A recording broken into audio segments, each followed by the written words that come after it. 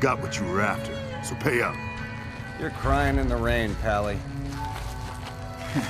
Guess who's waking up over here? Time to cash out. Will you get it over with? Maybe cons kill people without looking them in the face. But I ain't a fink. Dig? You've made your last delivery, kid. Sorry you got twisted up in this scene. From where you're kneeling must seem like an 18-carat run of bad luck. Truth is, the game was rigged from the start. What in the goddamn? In the whole scheme of Fallout New Vegas' plot, Benny might not seem that important. Depending on how you play, you could take dozens of hours to reach him, or just a few. But it's his characterization as a secondary antagonist within the main plot that makes him interesting to me. When you start off, finding Benny is your only goal. While other Fallout games send you after something vital, either for your community or family, a waterchip, a GECK, your father, your son, New Vegas is a story that arises from vengeance and mystery. Benny was a smart and devious individual, from a mere tribal ganger to the leader of a chairman, running the tops. Without Mr. House, Benny would have still been wearing rags, living somewhere in the Nevada desert. Benny had killed and seized leadership of a chairman from his former leader, Bingo, who wished to return to their old nomadic and tribal roots, back when they were known as the Boot Riders. He had also killed off another chairman member, known only as Singer, who had similar desires to return to the Mojave Desert.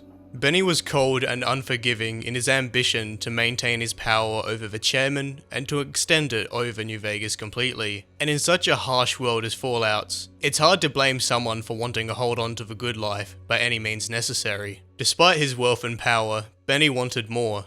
He wanted to control New Vegas, and this was the beginning of his downfall. There was this random courier just doing their job, who was then shot in the head. Just one more unmarked grave, necessary for Benny's master plan. A nobody who would never bother him again. Yet for all of Benny's underhanded plotting, as well as some luck, this one courier would become the end of him. Through a series of seriously unlikely events, Benny would end up staring back at that random messenger he shot in the head, right at his doorstep. And Benny was close to achieving his goals of undermining Mr. House and seizing leadership of the Strip.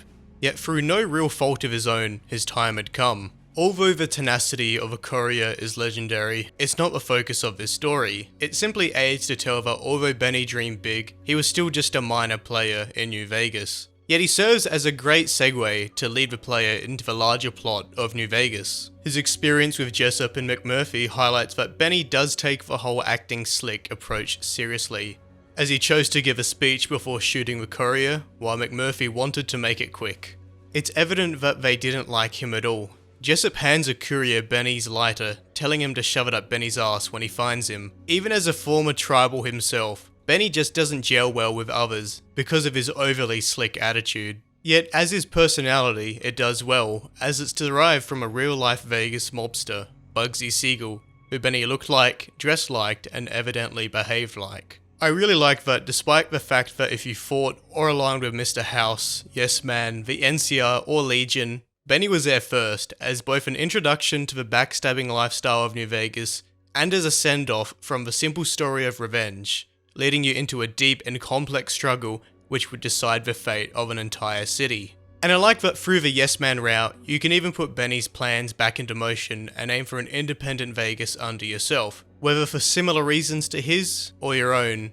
If you choose not to kill him, he'll flee to the fort and later become captured by the Legion. Even as a destined to die prisoner of the Legion, he still urges the courier to complete his plan to strive for a truly independent New Vegas, which highlights that perhaps Benny wasn't all about personal gain. He may have cared about New Vegas free of Mr. House, the NCR, and Legion, or maybe it was just about the principle of sticking it to them. Benny was just one of many individuals in the Mojave trying to make it. An up-jump tribal running a casino, and managing to act a part. He came from a wild background and eventually caught up with him.